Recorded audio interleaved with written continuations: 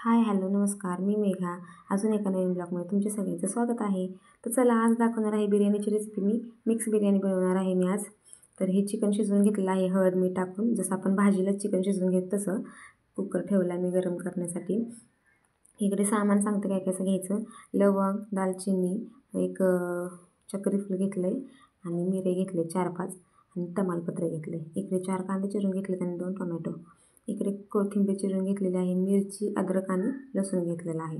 मला अर्धा किलोचा भात करायचा आहे, त्यामुळे त्या अंदाजाने मी घेतलं आहे. तर हे सगळं लसूण, अद्रक आणि मिरची आपण बारीक करून घेऊया आणि कोथिंबीर आपल्याला नंतर टाकायची आहे. तोपर्यंत इकडे कुकर गरम झालं आहे. तेल टाकते मी. तुम्हाला जसं लागतं तसं तेल टाका. आपण थोडं जास्त तेल टाकलं तर मग राईस मोकळा मोकळा होतो आणि खूपच तेल नाही टाकायचं की जेणेकरून ते असं खाताना हाताला तेल लागेल इतपत. तेल गरम झालं त्याच्यामध्ये खडे मसाले टाकून घ्यायचे. तमालपत्र जरा 3-4 टाका म्हणजे वास त्याचा चांगला येतो.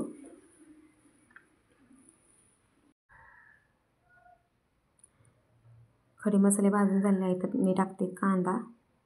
फक्त कांदाच आधी भाजून घेते कारण टोमॅटो टाकले तर मग टोमॅटोमुळे तो कांदा भाजणार नाही पटकन. तर इकडे कांदा लाल होईपर्यंत भाजून घ्यायचा. चांगला कांदा बारीक गॅस करून भाजून घ्यायचा. फुल गॅस नका करू, नाही तर मग तो कांदा लगेच करपून जाईल. तोपर्यंत मिक्सरचं वाटण करून घेते. थोडं ओबडधोबडच बनवायचं, एकदम अशी बारीक पेस्ट बनवायची नाही. पाणी वगैरे टाकायचं नाही. न पाणी टाकता ओबडधोबड पेस्ट बनवून घ्यायची. कितपत तुम्हाला तिखट हवं आहे तसं मिरच्या टाका. कांदा भाजलेला आहे लाल. आता टोमॅटो भाजून घेऊया. खूप सोपी पद्धत आहे आणि ही बिर्याणीची रेसिपी मला माझ्या मोठ्या जाऊबाईंनी शिकवली आहे आणि दम बिर्याणीची पण रेसिपी मी त्यांच्याकडून शिकलेली आहे. कारण आपण जेव्हा मोबाईलमध्ये रेसिपी बघतो ना बिर्याणीच्या, तेव्हा 100-60 रेसिप्या आलेल्या असतात आणि नेमकी कोणती यूज करायची हे कळत नाही. त्याच्यापेक्षा जर असं कोणी जर आपल्या एकदा करून दाखवलं ना तर आपल्या पटकन डोक्यात बसतं. ही मला ताईंनी एकदाच करून दाखवली होती तर माझ्या लक्षात राहिली कशी बनायची ती. एक लिंबू चिरून घेतला आहे मी. नंतर आपल्याला पिळायचा तो लिंबू. ह्याच्यामध्ये बिर्याणी मसाल्याची 1.5 पुडी टाकणार आहे मी, कारण की 1 पुडी टाकली तर एवढा वास येत नाही. मी अर्धा किलोला 1.5 पुडी टाकणार आहे म्हणजे बिर्याणीचा वास चांगला खमंग येतो. आरोसाठी इकडे सूप काढून ठेवते थोडंसं. बिर्याणी मसाला पण टाकून घेतलेला आहे. परतून घेतलं सगळं. जे वाटण होतं ते पण टाकून परतून घेतलं मी आणि हे जे शिजवलेलं पाणी आहे ते टाकलं. आता मला जेवढं म्हणजे लागणार होतं तेवढं पाणी मी टाकून घेतले. तर हा माझ्याकडे आहे कोलमचा राईस, जो 76 रुपये किलो आहे तो आहे सुपर कोलम राईस. तर तो घेणार आहे मी, त्यातला अर्धा किलो. आम्ही रेग्युलर पण हाच राईस वापरतो कारण आम्ही भात खायला आहे दोघं-तिघंच. हे जास्त खात नाहीत, आरव आणि मीच. मग रोज पण हाच वापरतो. तर हे तांदूळ मी धुवून घेतलेले आहेत आणि हे टाकले कुकरमध्ये.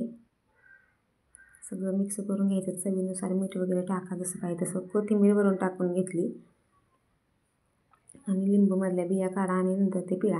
बिया पिळू नका कारण की नंतर ते खाताना दाताखाली आलं तर कडवट लागतं. अख्खं एक मोठं लिंबू पिळून टाकायचं म्हणजे भात थोडासा नॉर्मल आंबूस आणि एकदम सुट्टा सुट्टा होतो ह्याच्यामुळं, लिंबूमुळं. तर इकडे कुकर लावलेला आहे. 2 शिट्ट्या होईपर्यंत कुकर फुल करायचा. गॅस फुल करून ठेवायचा. 2 शिट्ट्या झाल्यावर 1 शिट्टी तिसरी शिट्टी होईपर्यंत गॅस बारीक करून ठेवायचा. तर चला, इकडे बिर्याणी 1-10 मिनटातच बनेल.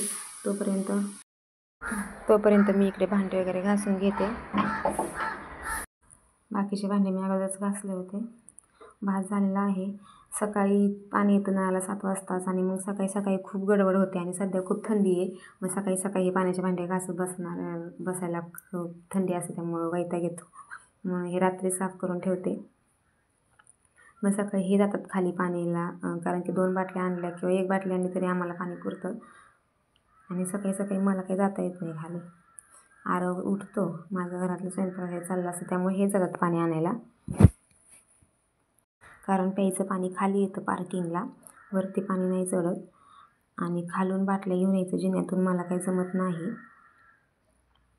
जर घरी नसले तर मी खाली बाटल्या नेऊन भरून ठेवते आणि हे आल्यावर मग संध्याकाळी घेऊन येतात. पण कधी जर गरज पडली तर मग मी हंड्याने वगैरे आणते पाणी.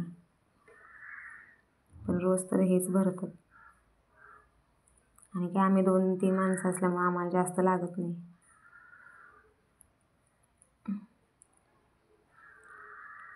चला आता बिर्याणीची रेसिपी झालेली आहे. एकदम साधी सोपी पद्धतीची बिर्याणी रेसिपी आहे ही. एकदा करून बघा आणि मग टेस्ट सांगा कशी वाटते. ती खूप छान लागते खायला. तर बघा झाली बिर्याणी गरम गरम, किती सुंदर दिसते. बनवून झाली तर या सगळ्यांनी खायला. तोपर्यंत चला बाय बाय, टाटा.